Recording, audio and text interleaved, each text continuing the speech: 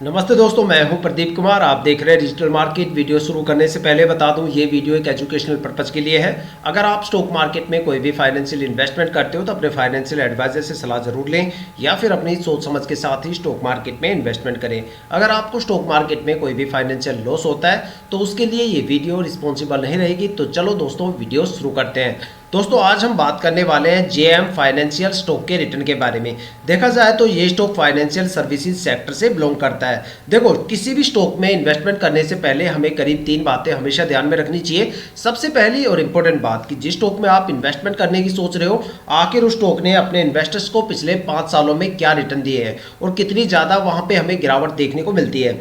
दूसरी सबसे इंपॉर्टेंट बात कि जिस स्टॉक में आप इन्वेस्टमेंट करने की सोच रहे हो, आखिर क्या वो स्टॉक शॉर्ट टर्म में ज़्यादा प्रॉफिटेबल है या फिर वो स्टॉक लॉन्ग टर्म में ज़्यादा प्रॉफिटेबल है। और तीसरी सबसे इंपॉर्टेंट बात कि जिस स्टॉक में आप इन्वेस्टमेंट करने की सोच रहे हो, आखिर वहाँ पे शॉर्ट टर्म और लॉन्ग टर्म में आखिर कितने कितने टाइम ड्यूरेशन की होल्डिंग करने पे आखिर आपको स्टॉक से कितना रिटर्न या फिर लॉस देखने को मिलने वाला है। और यही तीनों बातें आज हम इस वीडियो में डिस्कस करने वाले हैं जेएम फाइनेंशियल स्टॉक को लेके। अगर आप इस स्टॉक में कोई भी इन्वेस्टमेंट करने की सोच रहे हो या फिर आप इस स्टॉक में कोई भी इन्वेस्टमेंट आपने कर दिया है तो ये वीडियो आपके लिए काफी ज्यादा इंपॉर्टेंट होने वाली है, क्योंकि इस वीडियो में मैं आपको बताऊंगा जेएम फाइनेंशियल स्टॉक के पिछले 5 साल के रिटर्न के बारे में, जहां पे उन रिटर्न के बिहाफ पे एक पैटर्न आपके साथ शेयर करने की कोशिश करूंगा कि भाई ये स्टॉक शॉर्ट टर्म में ज्यादा प्रॉफिटेबल है या फिर ये स्टॉक लॉन्ग टर्म में ज्यादा प्रॉफिटेबल है, या फिर ऐसे कौन कौन से टाइम ड्यूरेशन आपको देखने को मिल सकते हैं जहां पे आपको एक अच्छी खासी गिरावट देखने को मिल सकती है, या फिर ऐसे कौन कौन से पॉजिटिव टाइम ड्यूरेशन है जहां पे आपको स्टॉक से भर भर के रिटर्न देखने को मिल सकता है।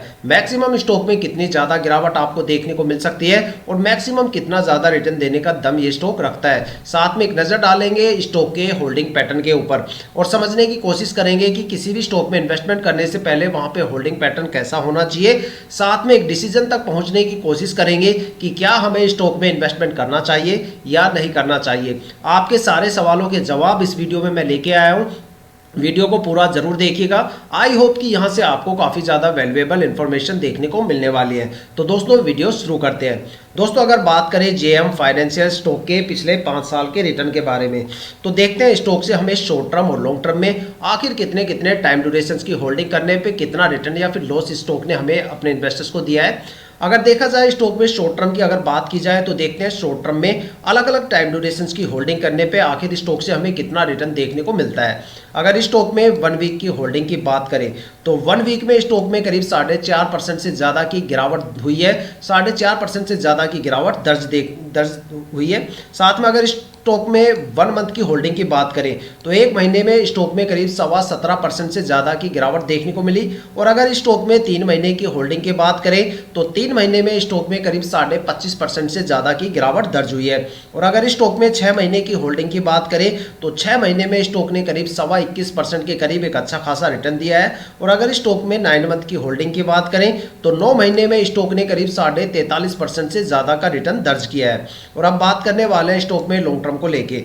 देखते हैं लॉन्ग टर्म में अलग अलग टाइम ड्यूरेशन की होल्डिंग करने पे आखिर हमें स्टॉक से कितना रिटर्न या फिर लॉस देखने को मिलता है। अगर स्टॉक में लॉन्ग टर्म में 1 ईयर की होल्डिंग की बात करें तो 1 साल में स्टॉक ने करीब 13.5% से ज़्यादा का रिटर्न दर्ज किया है। और अगर स्टॉक में 2 साल की होल्डिंग की बात करें तो 2 साल में स्टॉक ने करीब 62% से ज़्यादा का रिटर्न दिया है। और अगर स्टॉक में 3 साल की होल्डिंग की बात करें तो 3 साल में स्टॉक ने करीब 50% से ज़्यादा का रिटर्न दिया है। और अगर स्टॉक में 4 साल की होल्डिंग की बात करें तो 4 साल में स्टॉक ने करीब 26.5% से ज़्यादा का रिटर्न दिया है। और अगर स्टॉक में 5 साल की होल्डिंग की बात करें तो 5 साल में स्टॉक ने करीब 18.5% से ज्यादा का रिटर्न दिया है। अगर एक कंक्लूजन निकाल के देखा जाए तो ये स्टॉक शॉर्ट टर्म में भी काफ़ी ज़्यादा प्रॉफिटेबल है। और अगर बात करें लॉन्ग टर्म के बारे में तो लॉन्ग टर्म में भी ये स्टॉक काफ़ी ज़्यादा प्रॉफिटेबल है। अगर शॉर्ट टर्म के सबसे बेस्ट टाइम ड्यूरेशन की बात करें तो यहाँ पे 9 मंथ का टाइम ड्यूरेशन है, जहाँ पे स्टॉक ने करीब 43.5% से ज़्यादा का रिटर्न दिया है। और अगर बात करें लॉन्ग टर्म के बारे में तो लॉन्ग टर्म में अगर सबसे बेस्ट टाइम ड्यूरेशन की बात करें तो यहाँ पे 2 साल का टाइम ड्यूरेशन है, जहाँ पे स्टॉक ने करीब 62% से ज़्यादा का रिटर्न दर्ज किया है। देखा जाए तो ये सारे रिटर्न आप किसी भी फाइनेंशियल वेबसाइट पे चेक कर सकते हो या फिर अपनी ब्रोकरेज एप्लीकेशन पे भी चेक कर सकते हो। देखा जाए तो स्टॉक में 3 नेगेटिव टाइम ड्यूरेशंस भी हमें देखने को मिलते हैं जो शॉर्ट टर्म में है, जहां पे करीब आपको 4.5 से लेके 25 या 25.5% तक एक अच्छी खासी गिरावट देखने को मिलती है। जहाँ पे ये हमें ये समझाने की कोशिश करता है कि भाई स्टॉक में आपको ये टाइम ड्यूरेशन ज़्यादा से ज़्यादा इग्नोर करना चाहिए। अगर आपको स्टॉक से एक अच्छा खासा रिटर्न लेना है तो स्टॉक को कम से कम या तो 6 महीने के लिए होल्ड करो, या फिर स्टॉक को 9 मंथ के लिए होल्ड करो, या फिर स्टॉक को लंबे टाइम के लिए होल्ड करो। तब जाके आपको स्टॉक से एक अच्छा खासा रिटर्न देखने को मिल सकता है। तो दोस्तों अगर देखा जाए तो आप स्टॉक में किसी भी टाइम ड्यूरेशन में एंट्री ले सकते हो, लेकिन एग्जिट करते टाइम मैं आपको यही कहूँगा कि चाहे वो शॉर्ट टर्म हो या फिर लॉन्ग टर्म हो, आप स्टॉक में जितने लंबे टाइम ड्यूरेशन के बाद एग्जिट करोगे उतना अच्छा खासा भर भर के रिटर्न आपको स्टॉक से देखने को मिलने वाला है। लेकिन अगर देखा जाए तो किसी भी स्टॉक के पिछले 5 साल के रिटर्न के बेस पे हमें ये डिसीजन करने में थोड़ा सा दिक्कत होती है कि भाई क्या हमें उस स्टॉक में इन्वेस्टमेंट करना चाहिए या नहीं करना चाहिए, क्योंकि पिछले 5 साल के रिटर्न के बेस पे हमें ये समझ में आता है कि भाई उस स्टॉक के अंदर मैक्सिमम कितनी गिरावट हमें देखने को मिल सकती है और मैक्सिमम वो स्टॉक कितना रिटर्न देने का दम रखता है और किस लेवल से हमें एक अच्छा खासा रिटर्न मिलना स्टॉक में स्टार्ट हो जाता है।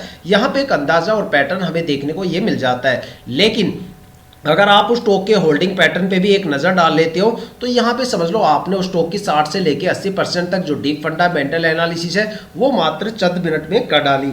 देखो अगर आप ये दो चीज़ें बारीकी से समझ लेते हो किसी भी स्टॉक के बारे में कि उसने पिछले 5 साल में क्या रिटर्न दिए हैं और वहाँ पे होल्डिंग पैटर्न कैसा है, तो समझ लो आपने उस स्टॉक के बारे में काफ़ी कुछ चीज़ें जान ली और फिर आपको डिसीजन बनाने में थोड़ी सी आसानी रहेगी कि क्या हमें उस स्टॉक में ट्रेड करना चाहिए या नहीं करना चाहिए।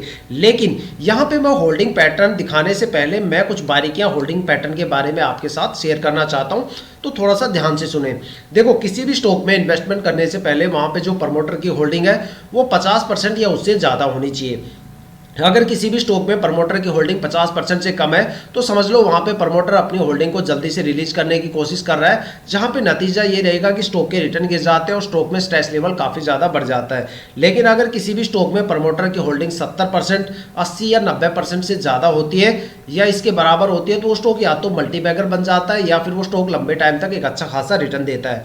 क्योंकि स्टॉक मार्केट में जो सबसे ज़्यादा ट्रस्टवर्दी इन्वेस्टर्स में काउंट होते हैं वो प्रमोटर और डीआईआई होते हैं, जो कंपनी के साथ काफ़ी लंबे टाइम तक रुकने की कोशिश करते हैं और अपनी होल्डिंग को धीरे धीरे करके रिलीज करते हैं। लेकिन स्टॉक मार्केट में दो ऐसी कैटेगरी भी होती है इन्वेस्टर्स की जो सबसे ज़्यादा पैनिक इन्वेस्टर्स की कैटेगरी में काउंट होती है। अगर आपको ये लगता है कि भाई पब्लिक इन्वेस्टर्स ज़्यादा पैनिक है तो फिर आपको अपनी जो एनालिसिस करने की स्किल्स है उसको थोड़ा सा इंप्रूव करना पड़ेगा। टाइम टू टाइम आपको मार्केट को एनालिसिस करना चाहिए, क्योंकि एफआईआई पब्लिक इन्वेस्टर से कहीं ज़्यादा पैनिक होती है। आपने काफ़ी ज़्यादा स्टॉक में देखा होगा कि पिछले साल एफआईआई की होल्डिंग 0% होती है और अचानक से अगले साल एफआईआई की होल्डिंग बढ़ जाती है और उससे अगले साल फिर से काफ़ी ज़्यादा फ्लक्चुएशन के साथ होल्डिंग गिर जाती है।